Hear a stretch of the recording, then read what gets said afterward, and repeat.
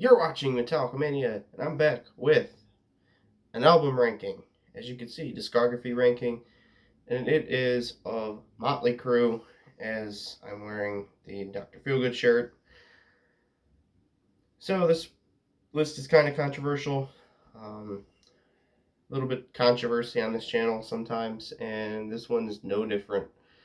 Um, Motley Crue has released 5 amazing albums, in my opinion, and 4 albums I never want to listen to ever again, honestly.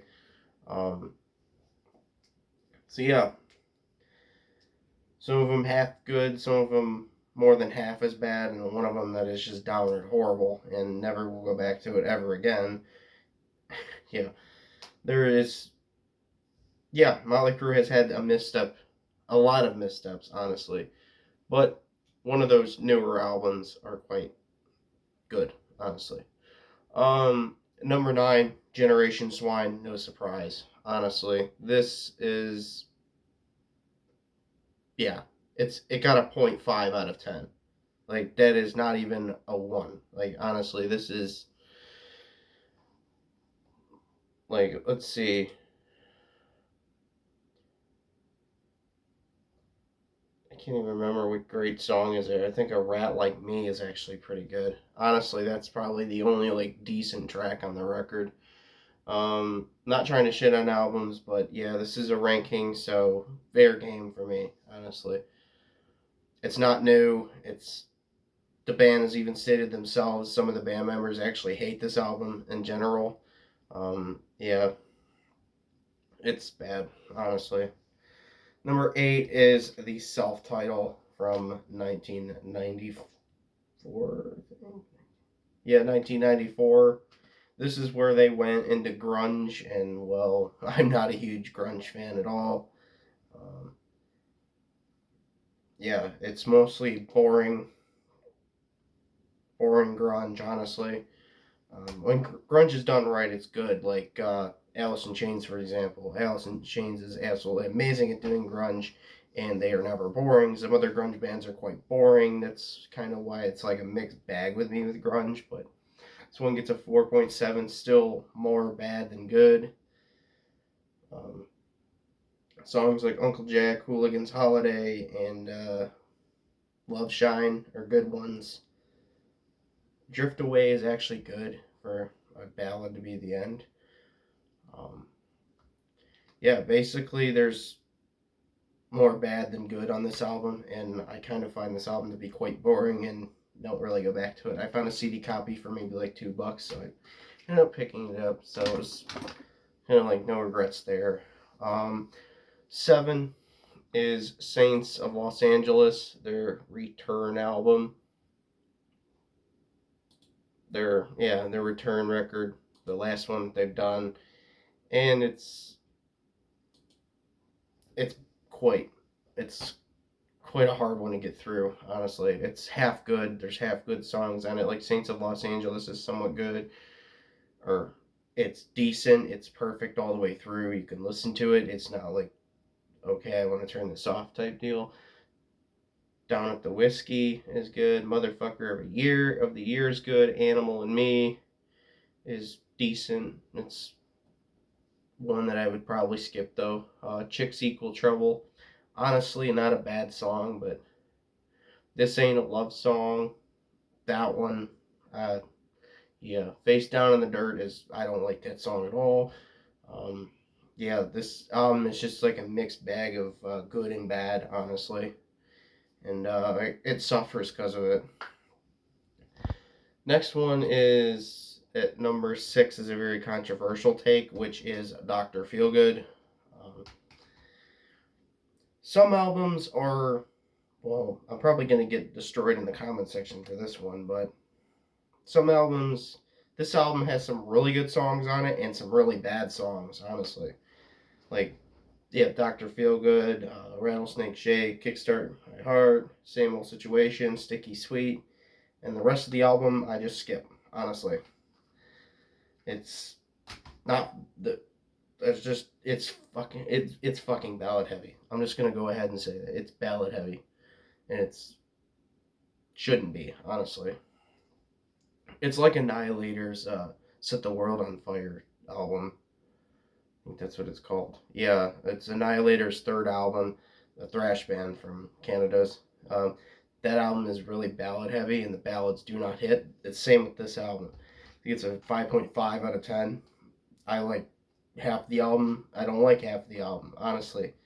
Um, yeah, it's one of Motley's most successful, but it has a lot of filler, honestly. It has a lot of filler.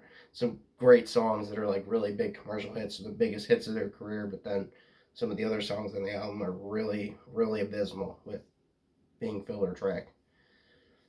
And I'm not even going to mention Bob Rock in this album.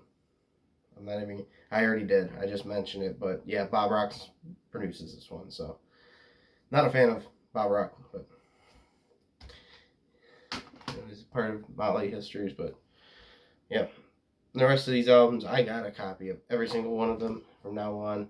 Number 5, coming in with Perfect. This is perfect all the way up. I like everything on it. It is Too Fast for Love. Yeah, songs like Live Wire, Come On and Dance, Public Enemy Number 1, Merry Go Round. I really do like Merry Go Round. It has a really cool thing in it. Take Me to the Top, Piece of Your Action, Starry Eyes. Starry Eyes being one of, I absolutely love the song. Too Fast for Love and On With the Show. The first one, it sounds, this is what I was thinking when I was thinking of listening to this album. Kind of sounds like the first 2 Def Leppard records with how it's structured and how the guitars actually sound. It sounds like British heavy metal, like what Def Leppard would be doing at the time. And it's kind of weird to think that this album is considered glam metal. It really isn't the sounding of glam metal. It has the glam metal lyrics, but it has the guitar work of British style. So yeah, you can definitely hear the British heavy metal influence on this one. Number 4 is Theater of Pain. A lot of people bash this one, say it's their worst original, worst 80s album. I definitely gotta disagree with that. I definitely gotta say Dr. Feelgood's the worst 80s album. And it's way better than Too Fast for Love, honestly. It's got songs like City Boys Blues, Smoking in the Boys Room, which is a cover, but it's like the absolute classic Motley Crue. Louder Than Hell, Keep Your Eye on the Money. Keep Your Eye on the Money, absolutely amazing song. Home Sweet Home, the ballad, kind of got them like accustomed to ballads. Like everybody was like, hell, Motley Crue could do a ballad. That's unbelievable. And yeah, tonight we need a lover. Use It or Lose It. Save Your Souls. Raise Your Hands to Rock and Fight for Your Rights. Back half of the album is a little bit weak compared to everything, but it's still all good. Don't skip anything on it, and I think it's all good. Number 3, I'm going through this quite quick. Trying not to make this a long ass video, but number 3, New Tattoo. This has been one of my favorite Motley albums for a while, honestly. It's like their 90s stuff, but interesting, and with some of their like 80s style like lyrical topics, but pushed up to a max of sleaze, honestly. Songs like Hell on High Heels, Treat Me Like a Dog, Treat Me Like the Dog I Am, probably the best one on the record, honestly. It's one of the greatest, it's actually one of the greatest Motley songs. New Tattoo, Drag Strip Superstar, that's another great one. New Tattoo is like a more of like a ballady type song, but it's like really good. First Band on the Moon, kind of a fun track. I think it's good. She Needs Rock and Roll, Punched in the Teeth by Love, Hollywood Ending, Fake, Porno Star being a great song, and White Punks on Dope. Surprisingly, White Punks on Dope is actually good. You would think it would be like a really bad song just by the title, but yeah. Which one's number 1? Which one's number 2? Play the game in the comments.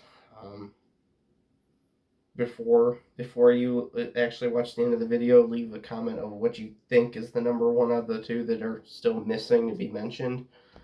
I'll give you maybe a couple seconds, or you could pause the video. Honestly, doesn't matter to me. And the next one is "Shout at the Devil." You already know what number one is now, but yeah, in the beginning, "Shout at the Devil." "Shout at the Devil" being the classic. "Looks That Kill," "Bastard." "Bastard" being a great song as well. "God Bless the Children of the Beast," which is like an intro to the next part of the album. "Helter Skelter," "Red Hot," "Too Young to Fall in Love," "Knock 'Em Dead Kid." Classics, classics, classics. 10 Seconds to Love and "Danger." Definitely a classic Motley Crue album. The guitar tone is really good. The energy's there. Same with New Tattoo. New Tattoo has a lot of energy to it. It's not like they're like ones that are on the very bottom, the three that are on the very bottom. The energy is just not there. It's just, yeah. So yeah, the favorite ones on the album: "Bastard," "Helter Skelter," and "Knock 'Em Dead Kid." Honestly, those are like the best songs on this album. And going to number one is, well, "Girls, Girls, Girls," of course. One of my favorite guitar tones of all time. I definitely think this album, it has one of the best guitar tones ever. It starts out with fucking "Wild Side," like, honestly, like, and then goes into the title track, "Girls, Girls, Girls," "Dancing on Glass," and then "Bad Boy Boogie." Holy shit! I know a lot of people shit on "Bad Boy Boogie," but that is one of the best songs out there by this band. "Nona," "5 Years Dead," "All in the Name of," "Something for Nothing." "Something for Nothing" is actually a very underrated song. "All in the Name of" is kind of like a really, like, if you read the lyrics, it is really bad. Like, honestly, it's a good song. It sounds good and it's fun to listen to, but the lyrics are just horrible, horrible, horrible lyrics. It would be something like what Cannibal Corpse would write about. Like, it's the same along the lines of like Necropedophile from Cannibal Corpse, but like Motley Crue. But like, yeah, that's basically what those lyrics are about. "You're All I Need," the ballad, another one that they did. But this ballad has a lot of like energy, and his vocal delivery is absolutely amazing. And then they have "Jailhouse Rock" live, a live recording on a record. Never heard that before on the back half of an album. Yeah, this is basically the best Motley Crue album, and will probably always be, honestly. So, that's how I rank Motley Crue. Leave a comment on how you rank them, and shit on me if you don't like where I put Dr. Feelgood. But yeah, that's basically this. These videos are just all my opinion. Yeah, I've had a lot of times I feel differently about an album a lot of people like. It's